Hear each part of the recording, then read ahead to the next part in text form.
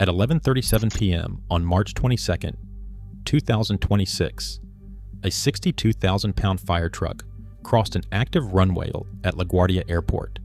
An Air Canada jet was 12 seconds from touchdown. Both pilots died. Every single passenger that survived. This is what happened when multiple safety systems failed at the same moment, and why the people who built those systems are now asking how it was ever allowed to happen.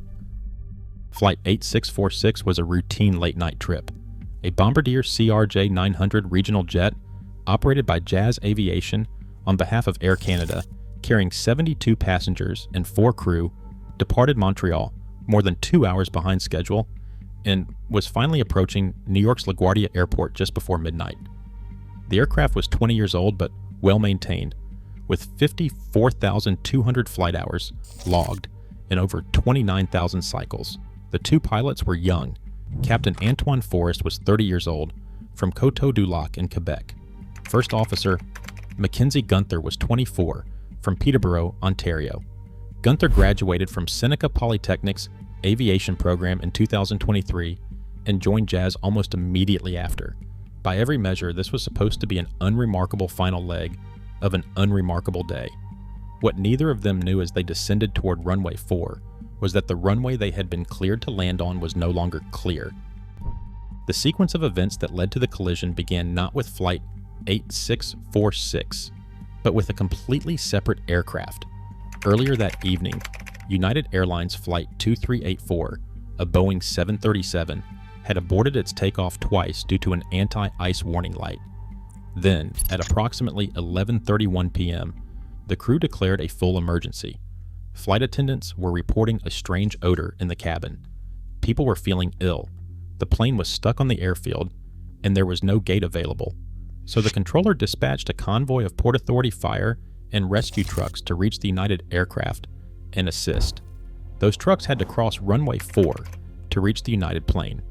With 72 people on board, an inbound jet, the same controller, now managing this escalating emergency, issued the clearance. The controller said, "Truck 1 and Company, cross runway 4 at Delta." 20 seconds later, a CRJ-900 traveling at over 90 miles per hour struck the rear right side of that truck. The NTSB preliminary briefings describe those final moments in detail, and they are difficult to process. Flight 8646 had been cleared to land on runway 4. The fire truck convoy requested permission to cross approximately 25 seconds before the collision. The controller granted it. At that moment, the aircraft was 100 feet above the runway and 12 seconds from touching down. Audio from the tower captures what happened next. The controller called, "Sorry, Truck 1, stop, stop, stop, stop. Truck 1, stop, stop, stop, stop." He shouted the word "stop" at least 10 times. It was not enough time. Flight Radar 24 tracking data shows the aircraft deviating to the right of the runway center line in the final seconds. Captain Forrest was attempting to steer around the truck. In the CRJ-900, the nose wheel tiller, the control that steers the aircraft on the ground, exists only on the captain's side. That is likely why, in the last seconds of the recording, the first officer transferred control to the captain. He was trying to turn. The cockpit voice recorder stopped 9 seconds after impact. The cockpit and forward galley section had been sheared completely off the aircraft. 76 people were on that plane. 2 of them died, both pilots. Approximately 41 others were hospitalized. Within 2 days, all but 6 had been discharged. The flight attendant seated directly behind the cockpit, Solange Tremblay, was found 328 feet from the wreckage, still strapped to her jump seat. She had been ejected from the aircraft on impact. She survived with multiple fractures. Her daughter described it as a miracle. Former FAA Safety Inspector David Soucy put into stark terms just how different the outcome could have been. The aircraft struck the rear right side of the truck. Had the truck been 40 feet in either direction, the collision would have hit the wing, the fuel cells, the engines, and he said that would have caused a catastrophic fire. The passenger death toll, he suggested, could have been catastrophic. The fact that 72 passengers walked away is not a coincidence. It is in large part because of what two pilots chose to do with the seconds they had left.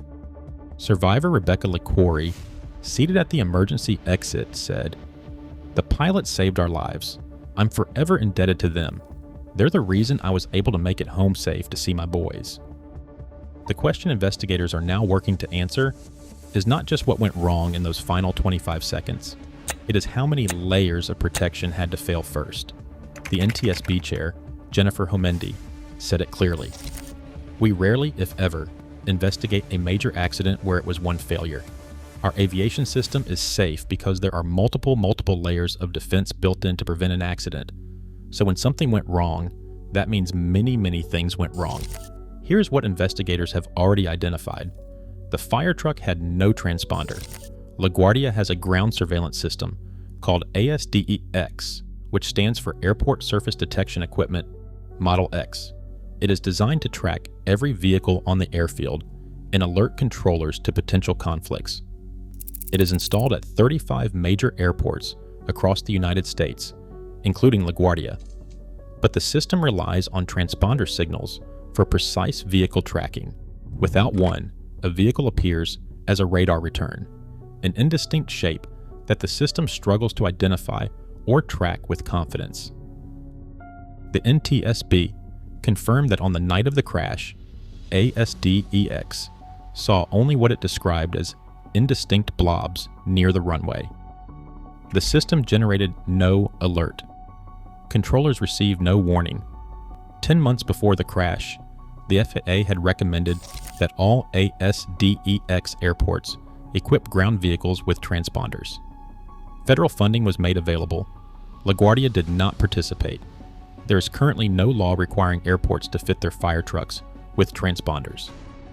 Then there are the runway status lights, red lights embedded in the taxiway surface at every runway intersection, designed to illuminate automatically when a runway is active and occupied.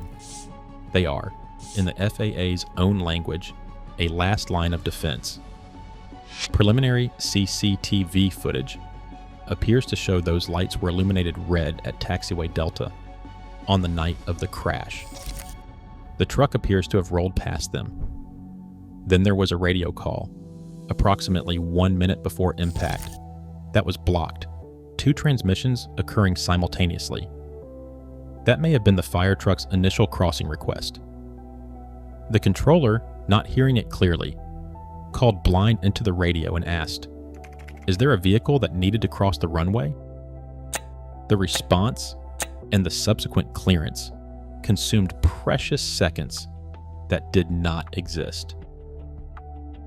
Two controllers were on duty for the entire airport, each managing two positions. The midnight shift, normally quiet, had been made dramatically busier by the same delays that had pushed Flight 8646 more than 2 hours late. More than double the scheduled number of operations were still arriving and departing past 10 p.m. The NTSB is examining whether the controller who made the fatal clearance was managing too many responsibilities at once. There is one more detail that sits uncomfortably in the background of all of this. The crash occurred on March 22nd, 2026, exactly 34 years earlier. On March 22nd, 1992, U.S. Air Flight 405 crashed on takeoff from LaGuardia, killing 27 people. Both accidents happened on a Sunday night. It was LaGuardia's last fatal accident before this one, exactly the same date. No one has offered an explanation for that. It is simply what it is. Approximately 18 minutes after the collision, the controller who had cleared the truck spoke again. A pilot on the frequency heard him. The controller said he knew, and that they were dealing with an emergency earlier. He added, "I messed up." The pilot responded, "Nah, man, you did the best you could." Whether the controller bears personal responsibility, whether the Port Authority bears institutional responsibility for operating untransponded vehicles on active runways, whether the FAA bears regulatory responsibility for failing to mandate the equipment that might have triggered an alert, these are questions the NTSB will spend the next 12 to 24 months answering. What is already clear is what Jennifer Homendy said at the podium 3 days after the crash. Controllers should have all the information, the tools to do their job. This is 2026. Captain Antoine Forrest was 30 years old. First Officer Mackenzie Gunther was 24. Seneca Polytechnic lowered its flags. A memorial went up in Montreal. Their bodies were transferred home on an Air Canada flight. 72 passengers are alive because of decisions made in seconds by 2 pilots who had no warning and no time. That is the story of Flight 8646.